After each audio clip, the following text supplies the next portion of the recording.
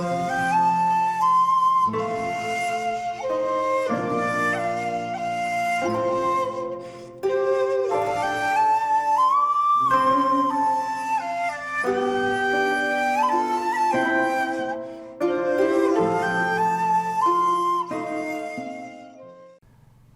there, this is Solitude from Solitude Films, and welcome to part 4 of my Jodorowsky season. Today we're going to talk about the 1989 film Sangre. I'll get to the different versions or different editions that I have at the end of the video. So this is 16 years after The Holy Mountain. This is 8 years after Tusk, 9 years after Tusk from 1980, which is a film I've never seen, which is, I believe, impossible to get on physical media.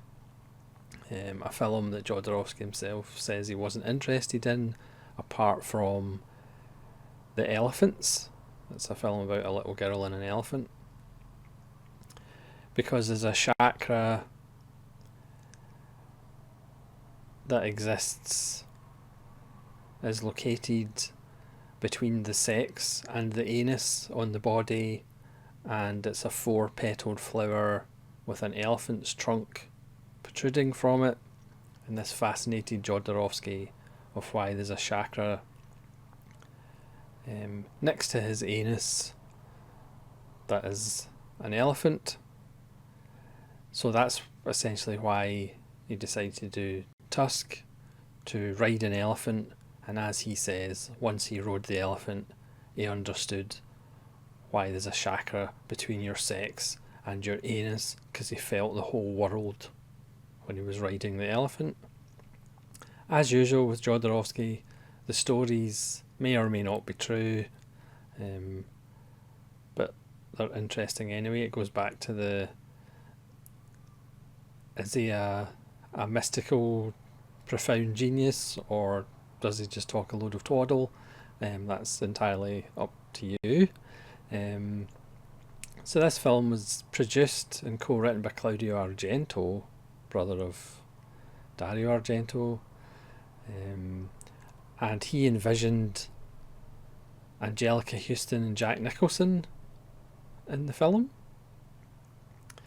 Jodorowsky talks about after Tusk, he was a bit in the wilderness, and he started writing a comic strip.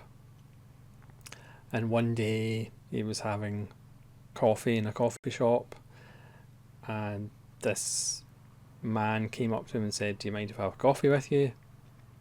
And he introduced himself, and Jodorowsky said, "Aren't you the famous Mexican serial killer who killed 17 women?" And the guy said, "Yes, I am, but I'm now out of the asylum and I now have a normal life." And Jodorowsky was fascinated by this. Again, it's a typical Jodorowsky story. At the same time in Italy, a screenwriter was writing a story about a serial killer, which then Claudio Argento got, and then the only director they could think of doing a film about a serial killer was Alexandro Jodorowsky. Jodorowsky talks about how he felt that the Italian writer had stolen his story. The story angel that goes around the world, according to Jodorowsky, must have passed when Jodorowsky was asleep in Paris and then went to Rome and planted this story in this other writer's head. So that's how Jodorowsky got involved with the project. The project itself stars Axel Jodorowsky, who is now known as Cristobal Jodorowsky, Aidan Jodorowsky, Theo Jodorowsky, who actually died in an accident shortly after the filming, and one of the reasons why Jodorowsky doesn't really watch Santa Sangre. And Brontis Jodorowsky, who of course was the small boy in El Topo. So there's a heavy Jodorowsky presence. Again, Claudio Argento wanted Angelica Houston and Jack Nicholson. It'd be a completely different film. And this is the simple story of, we're introduced to the character of Phoenix, who thinks he's an eagle in a mental institute. Axel Jodorowsky talks about how he actually rented a hotel room for a month and had a small eagle in the room and treated his room like a birdcage, essentially. And all the hospital staff, all the hotel staff didn't want to come in and clean because it smelled of eagle shit. So the film opens with Phoenix thinking he's an eagle in a mental institute, and then we get a flashback through the eyes of an eagle to Mexico City in the Circo del Gringo, ran by Mr. Orgo, played not by Jack Nicholson but Guy Stockwell, who is a fairly repulsive character who has an eagle tattooed to his chest, and he has his eyes set on the tattooed lady, who is fairly spectacularly tattooed, and wants to fool about with her. There's a wonderful knife throwing sequence where she is very lascivious about his blades, and we meet Phoenix as a small boy, played by Aidan Jodorowsky, and he's a little magician, and he meets a deaf mute tightrope walker who's under the care of the tattooed lady, and again she's not treated very well either, and we're introduced to Phoenix's mother, who runs a church, the Santa Sangre of the name, Holy Blood, and it's on the verge of being bulldozed. But don't worry, a kindly priest with a young boy in tow comes to save the bulldozing and asks the mother to show him round her church, which is a church that kind of worships a martyr and a saint, a little girl who was raped and had her arms chopped off. The insignia on their vests is severed arms, and of course the priest is disgusted by this whole thing. There's a pool of blood, which they view as the Santa Sangre, and the priest, with the young boy in tow, quickly reverses field and drives away and lets them bulldoze the church. So obviously the mother is rather upset by this, and she comes back to find her husband, Mr. Orgo, being entertained by the tattooed lady. During one of the performances, the mother is a trapeze artist, and she has an act where she's pulled up by her hair, and during this she spots the father and the tattooed lady getting fresh, as the kids might say, and she storms off, asks to be lowered from her hair, and storms off and finds them in flagrante delicto, and there's a cabinet of chemicals right outside the tent or the caravan, and has a nice bottle of sulfuric acid, which she then pours over Mr. Orgo's genitalia. Mr. Orgo is obviously quite annoyed at this and in lots of pain, and cuts the mother's arms off. Most of this would be like one film, but this is just like the first. It's the introduction to the trauma that put Phoenix in the mental institution where he is. The father, not Jack Nicholson, is naked, obviously holding his groinal region, maybe looking for his chakra, in pain, and he decides, well, without my genitals, life's not much living, so he slashes his throat. Again, Jodorowsky, in his usual poetic manner, has dogs lick the blood. And that's the flashback that caused Phoenix to end up in the Institute.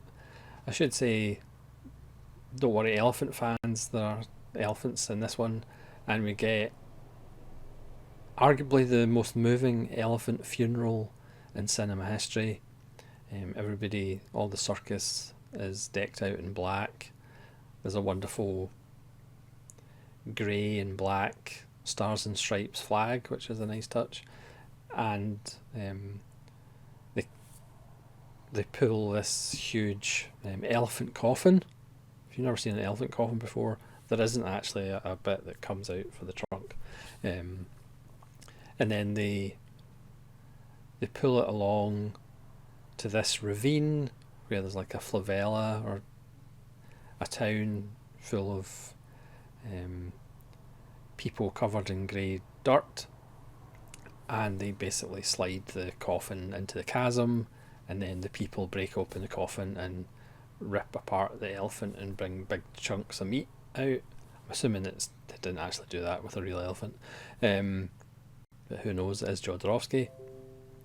And I mean, it's one of the most memorable scenes in the film, and there's quite a few memorable scenes in the film.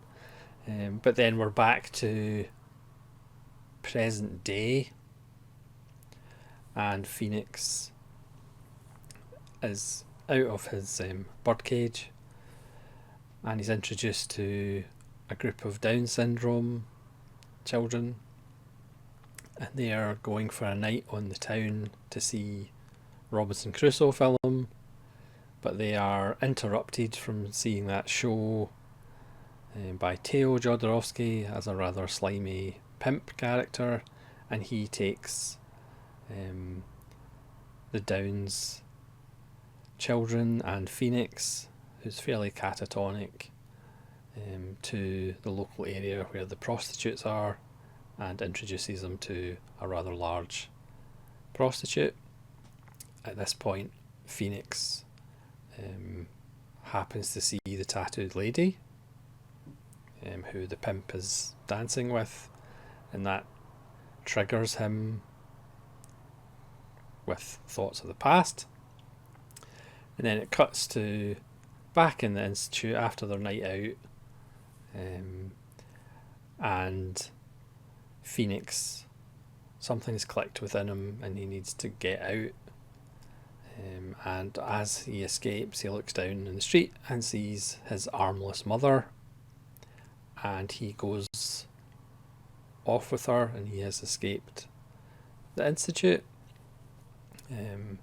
And then, in a tribute to Marcel Marceau, who Jodorowsky trained under in Paris for a while, there's a beautiful mime / spoken word sequence with the mother and the son and the creation of the universe. And he is performing, he is the arms of his mother, he plays piano with her, but every time he is interested or fascinated by a female, his mother intervenes, and women start dying, starting off with the tattooed lady, but who's actually doing the killing? And then we have the thread with Alma, the young deaf mute girl who has obviously grown up and is about the same age as Phoenix.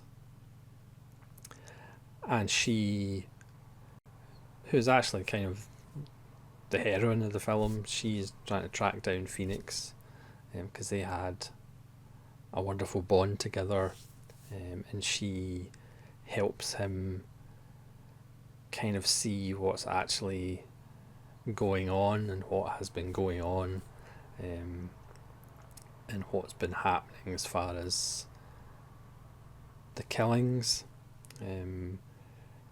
This is Jodorowsky's second masterpiece for me. You can kind of tell this is his most, I wouldn't say mainstream film, because there's enough Jodorowsky oddness in it. Somebody does pull his own ear off, and then rub it on Alma's cheek, her face cheek. Again, this was somebody that Jodorowsky just heard of that did a Van Gogh and cut his own ear off. And he has a fake ear that he pulls off for party tricks, so Jodorowsky said put him in the film. Don't worry, there's still some Christ iconography. There's still enough Jodorowsky weirdness, but because maybe of the two co-writers, it has a bit more of a narrative drive, so it's probably the best film to show somebody who's never seen a Jodorowsky film. It's not as out there as some of his other films. Obviously it's got somewhat of a Psycho nod, even though it's way better than Psycho, obviously. It looks gorgeous, as you'd expect. The imagery of Jodorowsky's still there, but it's kind of more focused.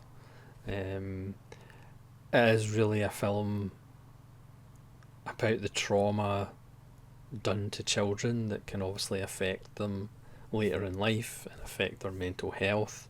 But then if you hear the stories of like Jodorowsky taking 8-year-old Aiden on shooting to a strip club to show him like strong stuff, and then they ended up like two performers were having sex in front of him. The scene where Guy Stockwell is tattooing the young boy with his knife. Jodorowsky wanted real tears, so he was pinching him under the table to get real tears. Jodorowsky talks about how he directs in a trance and he can't remember years later what he did, even though in another conversation he talks about how he directs with love and with vicious hatred. So again, Jodorowsky's stories sometimes don't always ring true at times. Again, it's what you believe Jodorowsky is, whether he's a visionary or a charlatan or something in between. But this is also the Jodorowsky film with the most heart. Again, that comes from the relationship between Alma and Phoenix. Obviously there's a relationship between Phoenix and his mother, but the relationship and the kind of emotional core and anchor of Alma and Phoenix, and Alma's journey to try and bring him back to reality, is absolutely wonderful. And it is a genuinely, I talked about how amazing the ending of The Holy Mountain was, as far as a statement about cinema and art and reality in general. But the ending of Sangre is just as strong, but on an emotional level, it's very moving. And Phoenix's last words of the film are just absolutely beautiful and moving. And again, unlike the real life serial killer that the film's loosely based on, not really, kind of, you do really feel for Phoenix, because we see the trauma that caused him to end up being in an institution. And he is really an innocent, he is just a little boy grown up. Yes, there are terrible acts that go on, involving a trans wrestler, for example. There's enough Jodorowsky strangeness for your hardcore Jodorowsky fans, and there's kind of enough narrative drive and focus and story for the casual viewer, even though I don't think you can watch a Jodorowsky film casually, but you know what I mean. Again, I think the two other writers kind of reined Jodorowsky in a bit, which might actually be good in this case, because again, originally he wanted, you can kind of tell the two forces at work. Claudio Argento, as I say, wanted Angelica Houston as the mother. Jodorowsky wanted a little person as the mother. So you can kind of see the two different paths, and they kind of met in the middle a little bit. So it would have been a completely different film, perhaps. Not completely different, but there certainly would have been huge different elements. If Jodorowsky had got 100% of his own way.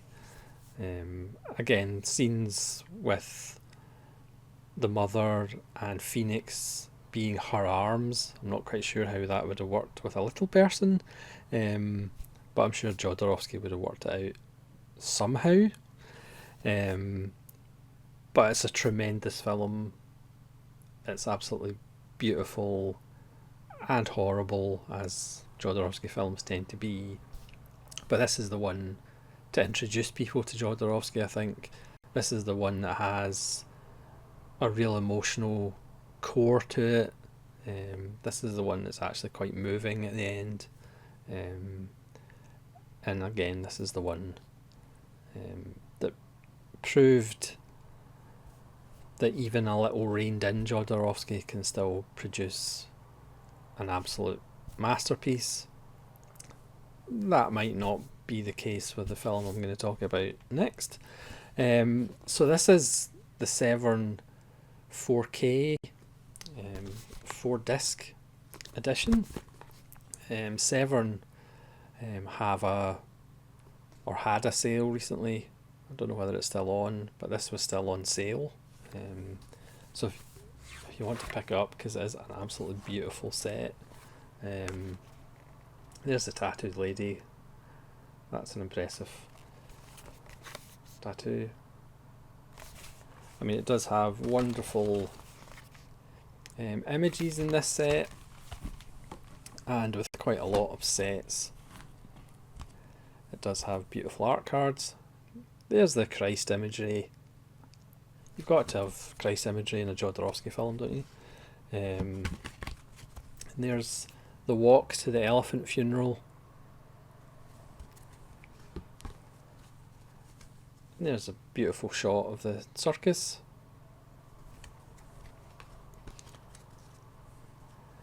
And there's little Phoenix with the dying elephant, begging it not to die.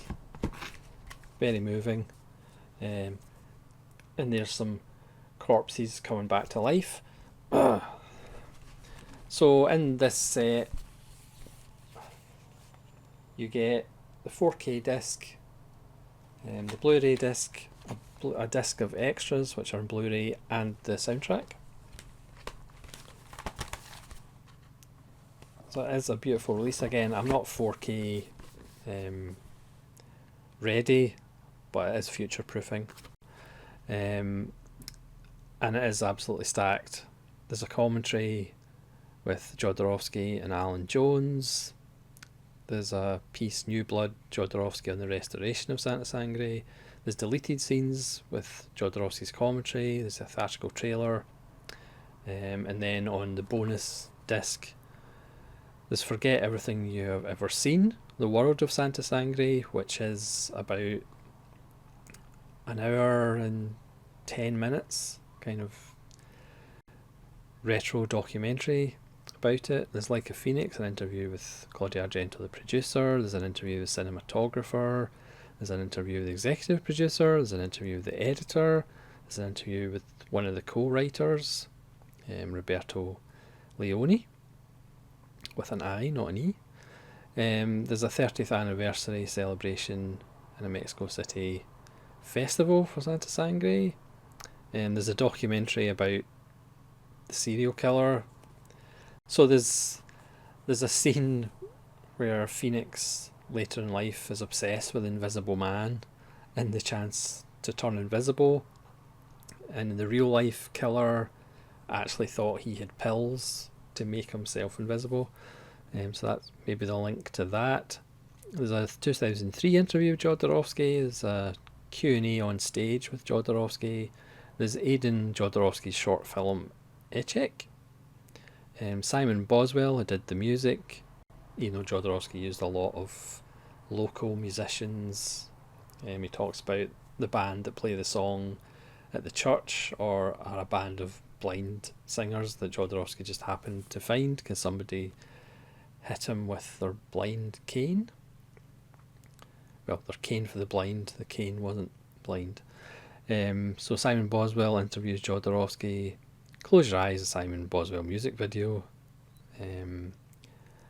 And also a short by Simon Boswell on Jodorowsky.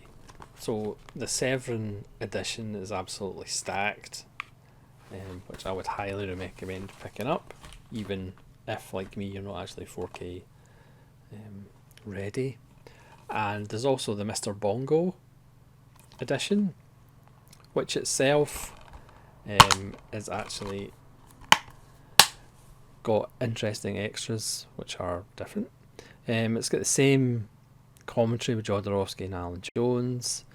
It's got a piece, Jodorowsky's Cult Cinema, and it also has the 1994 Louis Mochette documentary, La Constellation Jodorowsky, which is excellent. It has the same short film by Aidan Jodorowsky, and it has the same deleted scenes and commentary with Jodorowsky and Alan Jones, and it has, I think it's the same Q&A on stage with Jodorowsky. So that has the Jodorowsky documentary, and it also has a lot of the shared extras in Severin, but it doesn't have all the new extras. But both are worth picking up if you like Jodorowsky and if you like Santa Sangre. Even if you don't like them, you might as well pick them up anyway.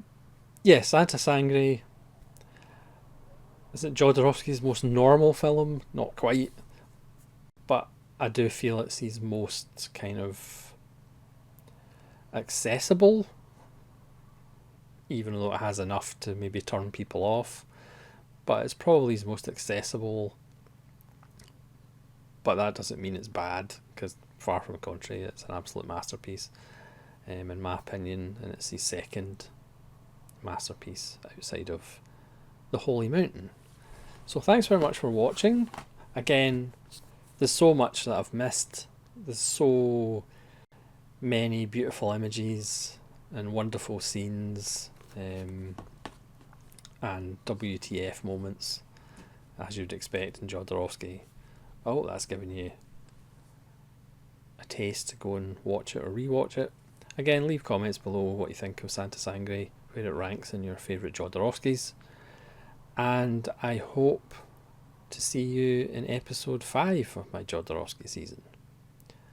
This is Solitary Ronin from Solitary Ronin Films, saying farewell.